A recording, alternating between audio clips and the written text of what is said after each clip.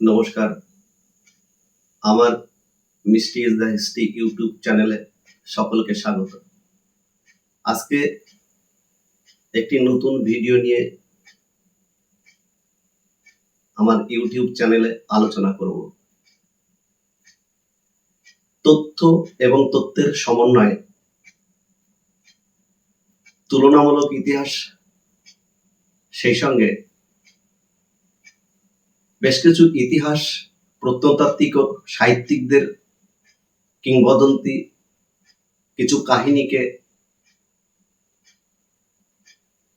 তুলনামূলক বিচার করে নিয়ে একটি অভিনব জীবনী আজ আলোচনা করছি। এই জীবনীটি ইতিহাসসম্মত জীবনী। নদিয়ার শান্তিপুরের বৈষ্ণব ধর্মতত্ত্ব এবং প্রচারক অদ্বৈত মহাপ্রভুর জীবনীকে নিয়েই আজ আমার আলোচ্য বিষয়। এই আলোচনায় আমি দেখাতে চাই যে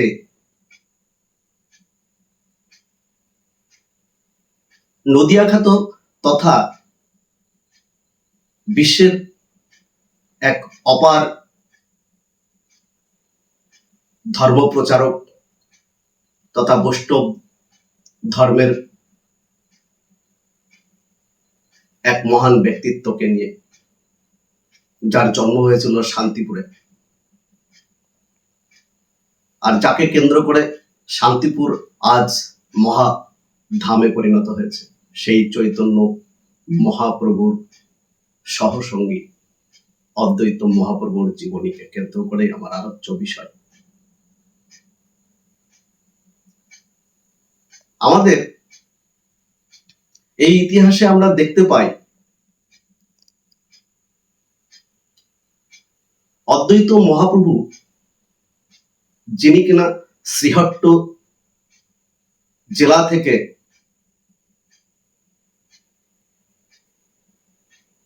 মাত্র 12 বছর বয়সে বাংলার অপর একটি প্রান্ত উত্তর রাডের ভাগীরথীর তীরে এসে বসতি স্থাপন করেছিলেন। অনেক বিতর্ক আছে তার জীবন কাহিনীকে কেন্দ্র করে।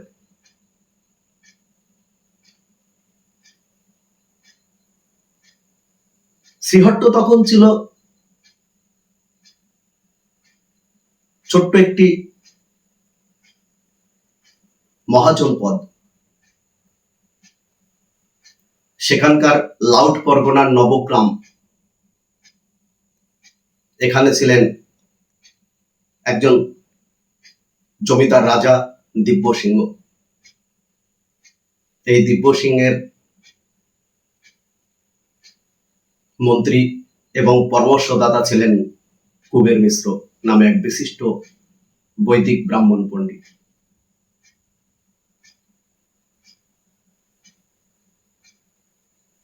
এবং তার পত্নী ছিলেন শ্রীমতী নাভাদেবী।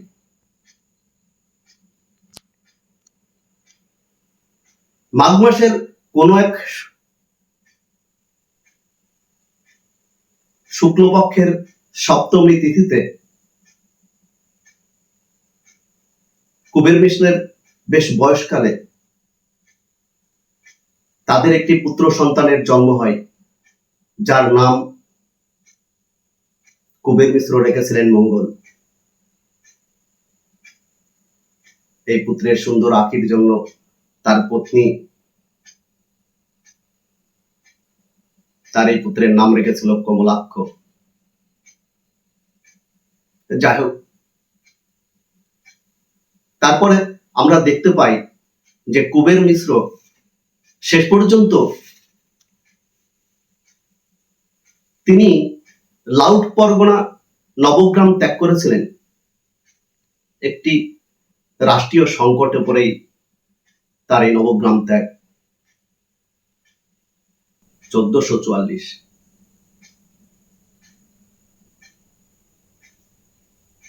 এই সময় 1435 সালে বাংলার শাসক ইলিয়াস শাহী বংশের নাসিরউদ্দিন মাহমুদ শাহ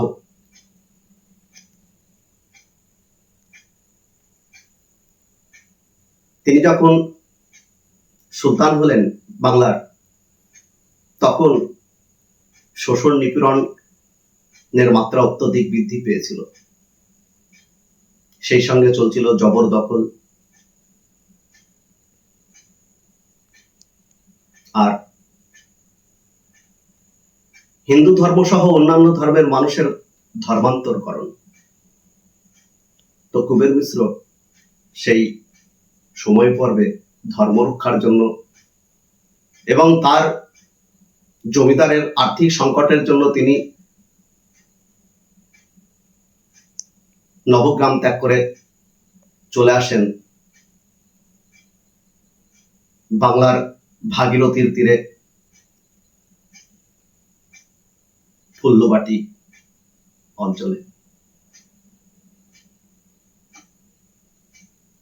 আর একটা সূত্র থেকে জানা যাচ্ছে যে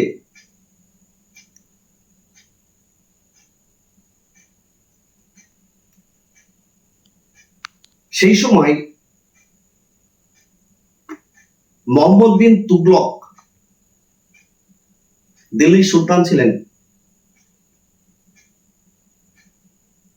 তিনি যখন সুলতান ছিলেন তখন মরক্কো থেকে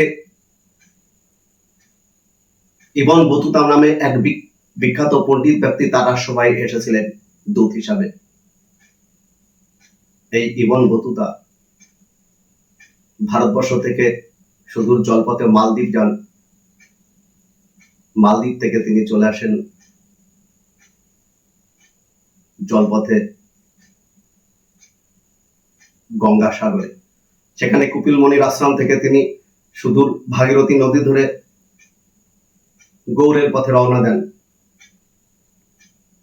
গৌড়ের পথে রওনা দেওয়ার সময় ভাগীরথীর তীর ধরে যখন তিনি ফুল্লবাটি, নদিয়া এবং গৌড় অতিক্রম করে মুর্শিদাবাদের গিরিয়ার কাছে পদ্মা ধরে অবশেষে খানিকটা জল ও স্থলপথ দিয়ে সিলেটে পৌঁছান, তখন তিনি তার ভ্রমণ বৃত্তান্তে লিখেছেন যে সিলেট সেই সময় ব্রাহ্মণ, বৈষ্ণব এবং হিন্দু ধর্মের মানুষের পক্ষে যথেষ্ট অনুকূল ছিল না। সেখান থেকে অনেকেই পালিয়ে বাংলার অন্য প্রান্তে আশ্রয় নিচ্ছিলেন। তো ইবন বতুতার ভ্রমণ বৃত্তান্ত অনুসারে ঠিক সেই সময় দেখা যাচ্ছে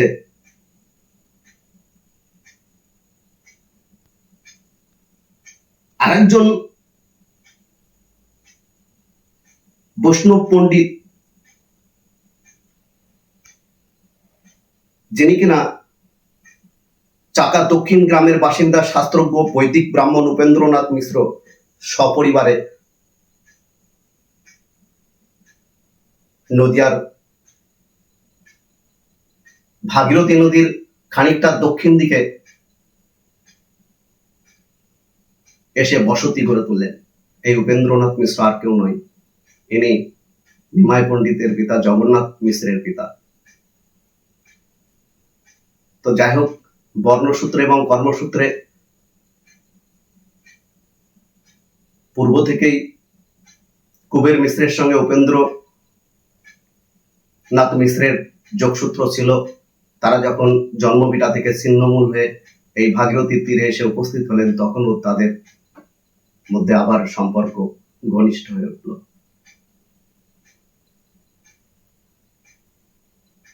ফুল্লবাটিতে যখন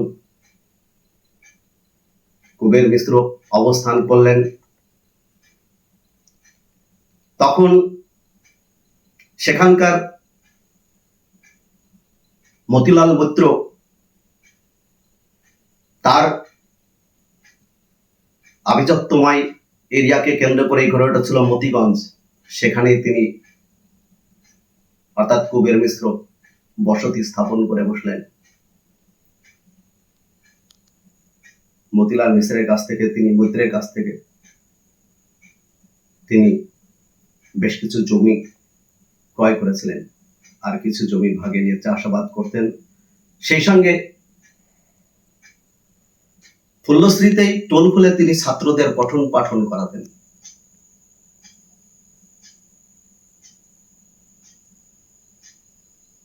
আর সেই সময় পর্বে কুবের মিশ্র কিছুটা অবসর পেলেই তিনি তার বাড়ি থেকে 1 কিলোমিটার উত্তর দিকে অবস্থিত গঙ্গার একটি শাখা নদী সুরধনির তীরে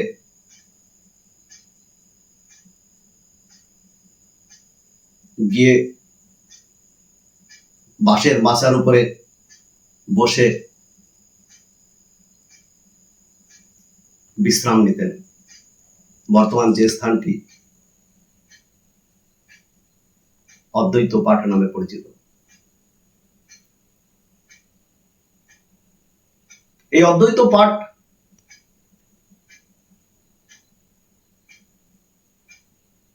যখন গড়ে উঠেছিল তখন এখানকার অবস্থা ছিল যথেষ্ট ভয়াবহ, বন জঙ্গল আচ্ছাদিত।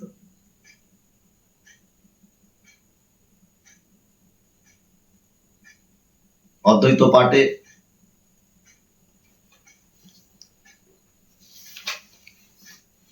যে ঐতিহাসিক বিবরণ পাওয়া যায় তাতে দেখা যায়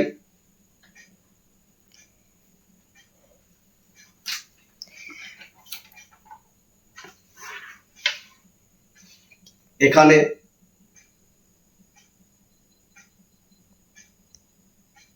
নদীর দূরবর্তী অঞ্চলগুলি খুব আচ্ছাদিত ছিল বনভূমিতে। সেখানে ভাগীরথীর প্লাবন ভূমি, এই প্লাবন ভূমিতে বালুকাময় স্থানে সমবৃক্ষ যেমন বট, অশক্ত, পাকুর, কিছু ক্যাকটাস, ফণিমনসা, বাবলা, সেই সঙ্গে বৈচি, কুল, আর ছিল নিম, আম, জাম, কাঁঠাল, ভ্যারেন্ডা, আকন্দ, স্বর্ণলতা, আষ্টেল, ডুমুর, তেঁতুল, বাঁশ, বন কাঁঠাল, নলখাগড়া, কাশফুল, আর সেই সঙ্গে ছিল বিভিন্ন প্রকারের কচু বন, ওল, মান, শোলা, ঘট, বিষকচু ইত্যাদির বন। খুব ভয়াবহ স্থান ছিল। তবে স্থানটিতে বাবলা গাছের সমারোহ বেশি ছিল, তাই স্থানটি খুব পূর্বে নাম হয়েছিল বাবলা, অদ্বৈত পাঠ। অনেকে বলে থাকেন বাউল থেকে বাবলা নামটি এসেছে, কিন্তু অ্যাকচুয়ালি অর্থ পরিবর্তনের ধারায় দেখা যাচ্ছে বাউল থেকে বাবলা নাম সঙ্গত নয়।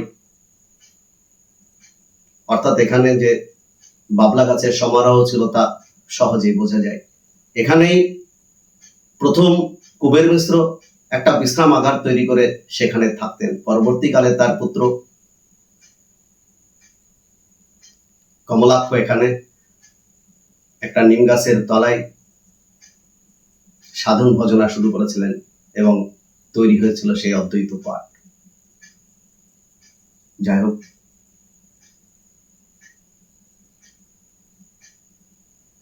1764 খ্রিস্টাব্দে যখন জেমস রেনেল বাংলার নদীপথগুলি জরিপ করছিলেন, তখন তিনি ভাগীরথীর তীর ধরে আসতে গিয়ে ফুল্লবাটিতে একটি নদীর কথা উল্লেখ করেছিলেন। এই নদীটি তিনি তার জরিপের একটি ম্যাপে উল্লেখ করেছেন স্টেম রিভার সোল্ডানিয়া, অর্থাৎ নদী সুরধনী। এটা এই সুরধনীর তীরকে কেন্দ্র করেই পণ্ডিত ব্যক্তিদের আবির্ভাব ঘটেছিল ফুল্লবাটি ও নদিয়ার। বিভিন্ন পণ্ডিতেরা এখানে টোল, মাদ্রাসা, গুরুকুল, আশ্রম ইত্যাদি খুলে সাহিত্যের জমকালো আসর বসিয়েছিলেন। তো কুবের মিশ্র যখন তার 12 বছরের ছেলেটিকে পঠন পাঠন করাবেন, তখন তিনি বেছে নিয়েছিলেন ফুল্লবাটির শান্তা আচার্যের গুরুকুল আশ্রমটিকে।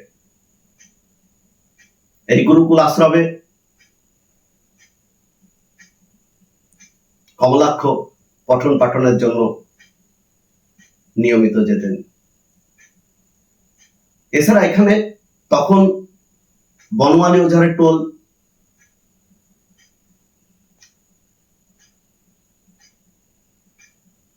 গোবিন্দ আচার্যের টোল,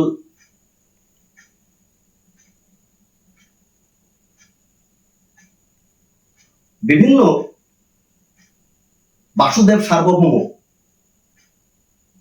বিখ্যাত পণ্ডিত তার টোল, শ্রীনিবাস আচার্যের টোল ছড়িয়ে ছিটিয়ে ছিল।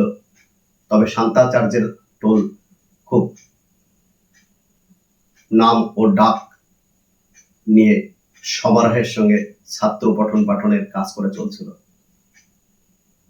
শান্তাচার্যের টোল থেকে বেদ, বেদান্ত, সাধারণ বেদ, সূক্ষ্ম বেদ, ব্যাকরণ, ন্যায়শাস্ত্রে পণ্ডিত হয়ে উঠলেন কমলাক্ষ। কমলাক্ষের পাণ্ডিত্যের জুড়ি মেলা ভার একদিন রাঢ় বঙ্গ থেকে আসলেন শ্যামাদাস পণ্ডিত বলে এক বিশিষ্ট পণ্ডিত। কমলাক্ষ তাকে তর্কযুদ্ধে হারিয়ে দিলেন। শান্তাচার্য সেই থেকে কমলাক্ষের নাম দিলেন অদ্বৈত আচার্য। অনেকে বলেন নাকি মাধবেন্দ্র পুরী তার গুরুদেব, তার নাম রেখেছিলেন অদ্বৈত আচার্য। যাই হোক, কমলাক্ষ হয়ে বললেন শেষ পর্যন্ত অদ্বৈত আচার্য পণ্ডিত। সে ফুল্লবাটি এবং নবদ্বীপের বিভিন্ন স্থানে টোল খুলে ছাত্রদের পঠন পাঠনের ব্যবস্থা করলেন। অবশেষে একদিন তার পিতা ও মাতা পরলোকে গমন করলেন।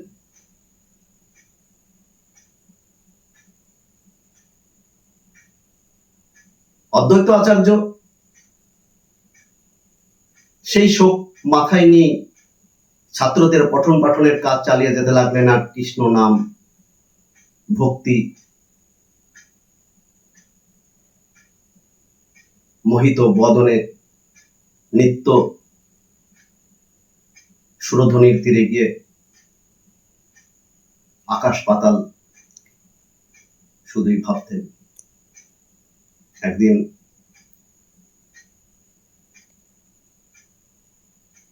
অদ্বৈত আচার্য শ্রীবাস পণ্ডিতের দ্বারা প্রভাবিত হয়ে গয়াতে পিতৃ ও মাতৃপিণ্ডি দানের জন্য গমন করলেন।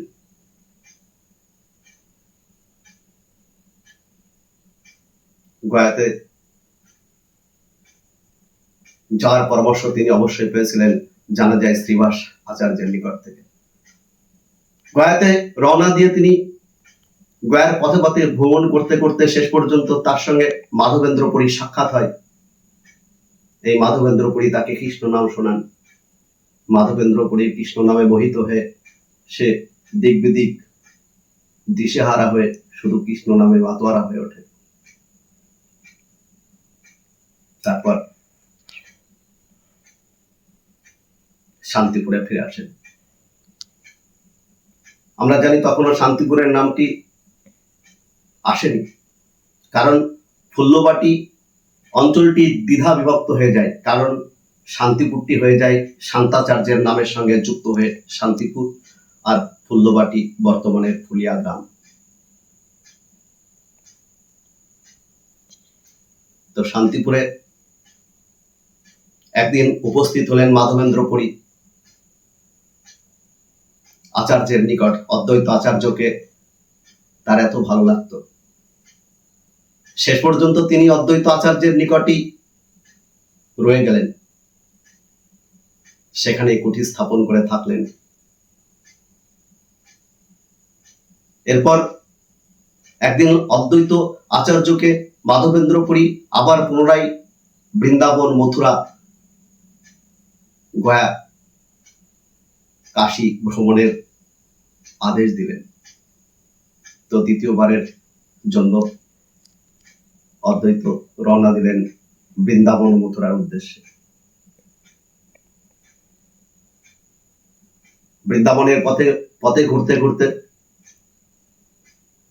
অদ্বৈত আচার্য লাভ করলেন একটি শ্রীকৃষ্ণ মূর্তি। তিনি তার নাম দিলেন মদন মোহন। এই মদন মোহনকে কোলে করেই তিনি বৃন্দাবন, মথুরার পথে পথে ঘুরে বেড়ান আর নিত্য পূজা প্রদান করেন এই মূর্তিটিকে। একদিন এক বটবৃক্ষের ছায় ছোট্ট কুঠি স্থাপন করে এই মূর্তিটি প্রতিষ্ঠা করে সেখানেই তিনি থাকতে লাগলেন আর ভিক্ষে করে জীবন অতিবাহিত করতে লাগলেন বেশ কিছুদিন।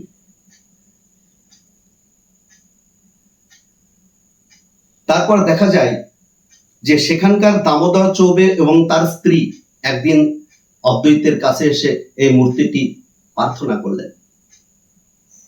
অদ্বৈত মহৎ তাদের ডাকে সাড়া দিয়ে তিনি এই মূর্তিটি তাদেরকে প্রদান করে দিলেন। এখন এই মদন মোহন মূর্তিটি বৃন্দাবনে সগৌরবে পূজিত হয়ে থাকে। একটি বিশিষ্ট তীর্থস্থানে পরিণত হয়েছে সেই জায়গাটি। তারপর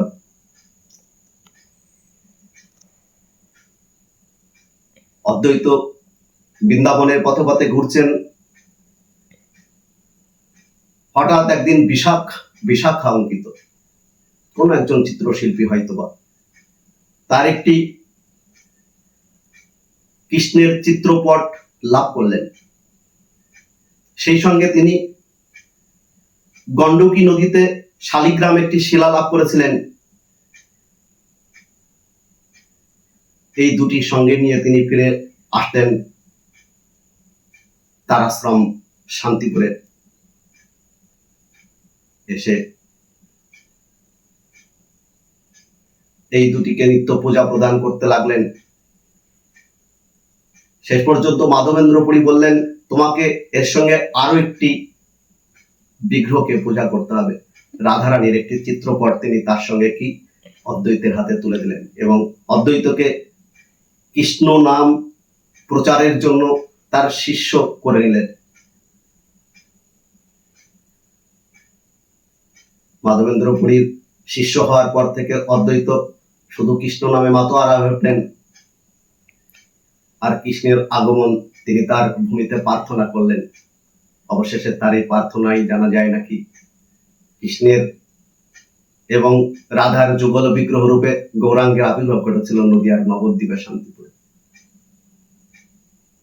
যাই হোক, এইভাবে যখন অদ্বৈত আশ্রমকে কেন্দ্র করে নিত্য পূজাচ্ছা চলছে, তখন তার অদ্বৈতের আত্মীয়রা তাকে বিবাহ করতে নির্দেশ দিলেন। প্রথম অবস্থায় অদ্বৈত তাতে রাজি ছিলেন। শেষ পর্যন্ত মাধবেন্দ্র পুরী তাকে রাজি করিয়েছিলেন। ইতিহাস বলছে মাধবেন্দ্র পুরীর নির্দেশে অদ্বৈত বিবাহ করলেন অম্বিকা কালনার অন্তর্গত বিখ্যাত ব্রাহ্মণ পণ্ডিত নিষ্ঠাবান নৃসিংহ ভাদুরীর দুই কন্যা সীতা দেবী এবং শ্রীদেবীকে। জানা যায়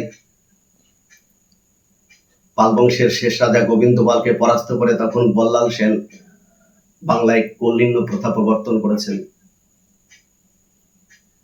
আর নবদ্বীপ, শান্তিপুর, ফুলিয়া এই গঙ্গার তীরবর্তী স্থানে কৌলিন্য প্রথার প্রাদুর্ভাব দেখা দিয়েছিল প্রবল মাত্রায়। কারণ সেই সময় এখানে মুকুজ্জে, চাটুজ্জে, বারুজ্জে, সেন, মৈত্র, লাহিড়ী, আচার্য, রায়চৌধুরী, কুশারী ইত্যাদি কুলীন বংশজাত ব্রাহ্মণদের প্রচুর সংখ্যায় বসবাস ছিল, যার প্রমাণ আমরা দিগদর্শন ও সমাচার দর্পণ পত্রিকায় পেয়ে যাই। এখানে কল্লিন্য প্রথা যেমন প্রকট ছিল, তেমনি সতীদাহ প্রথাও কম প্রকার ছিল না। তো সেই সংকটময় রাষ্ট্রীয় অবস্থায় অদ্বৈতের বৈবাহিক সম্পন্ন হয়েছিল। তিনি নৃসিংহ ভাদুরীর দুই বিবাহ উপযোগ্যা কন্যাকে কল্লিন্য প্রথার হাত থেকে মুক্ত দিয়ে বিবাহ করেছিলেন। শেষ পর্যন্ত সীতা দেবী এবং অদ্বৈত আচার্যের 6 সন্তানের জন্ম হয়েছিল। তার জ্যেষ্ঠ পুত্র ছিলেন অচ্যুতানন্দ।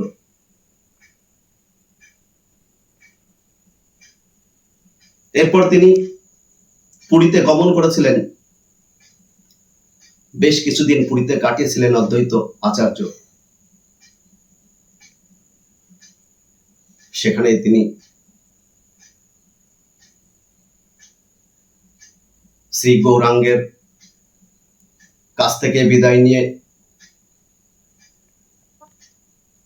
শোনা যায় শেষবারের মতো পুরী থেকে নিজের জন্মভিটা শান্তিপুরে অবস্থান করেন। তার কিছুদিনের মধ্যেই গৌরাঙ্গ মৃত্যুবরণ করে। নিমাইয়ের এই আকস্মিক মৃত্যুতে তিনি এক প্রকার দুর্বল হয়ে পড়েন। ক্রমশ তার শরীর ও মন ভেঙে যেতে থাকে। যখন পুরীতে নিমাইয়ের মৃত্যু হয়েছিল, তখন তিনি তার জ্যেষ্ঠ পুত্র অচ্যুতানন্দকে নবদ্বীপের কয়েকজন বিশিষ্ট ব্যক্তির সঙ্গে খবর নিতে পাঠিয়েছিলেন। সেখানে অচ্যুতানন্দ গিয়ে যা শুনলেন তাতে চক্ষু চরক গাছ হয়েছিল অচ্যুতানন্দের। তাকে হত্যা করা হয়েছে। সেই সংবাদ যখন তিনি তার পিতার কাছে এনে দিলেন, তখন তার পিতা আরো মর্মাহত হয়েছিলেন, আরো ভেঙে পড়েছিলেন। তার একাধিক রোগ আক্রান্ত করেছিল শরীরকে। এর কিছুদিন পরেই তার আরো এক পার্শ্বচর নিতাই মৃত্যুবরণ করেন। নিতাইয়ের মৃত্যুতে তিনি আরো ভেঙে পড়লেন, আরো দুর্বল হয়ে পড়লেন। শেষ পর্যন্ত নিতাইয়ের পুত্র, আমরা জানি বীরচন্দ্র অদ্বৈতের সব সময় কাছে থাকতেন।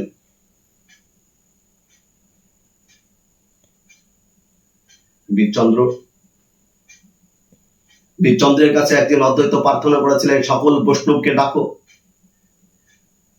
একটি সংকীর্তন, নাম সংকীর্তনের আয়োজন করো। আমি সকলকে দেখতে চাই, সকলের কাছে কীর্তন শুনতে চাই, কৃষ্ণ নাম শুনতে চাই আমার বৈষ্ণব ভাইদের কাছে। জরা স্থবির সেই মন নিয়ে সেই উৎসবের আয়োজন করেছিলেন বীরচন্দ্র। কিন্তু সেই উৎসবের দিনই পৌষ মাস শুক্লপক্ষের ত্রয়োদশীতে বীরচন্দ্রের মুখ থেকে কৃষ্ণ নাম নিতে নিতে শেষ পর্যন্ত অদ্বৈত আচার্যের মহাপ্রয়াণ ঘটেছিল। শোনা যায় সুরধনির তীরেই তাকে সমাধিস্থ করা হয়েছে। আবার অন্য একটি মত বলছেন না, মতিগঞ্জে তার আবাসভূমিতে যে মন্দির নির্মাণ করা হয়েছিল পরে, সেই মন্দিরের নিচেই তার মৃতদেহ সমাধিস্থ আছে। এই তো তার ঐতিহাসিক বিচার বিবেচনায় পাওয়া যায় তার জীবন ও জীবনের বিভিন্ন অংশ। অত্যন্ত চুলচেরা বিশ্লেষণের মাধ্যমে অনেক তথ্য সংগ্রহ করে তারপরেই মহাপুরুষের জীবনী আমি আমার পাঠকদের কাছে তুলে ধরলাম। সকলকে নমস্কার।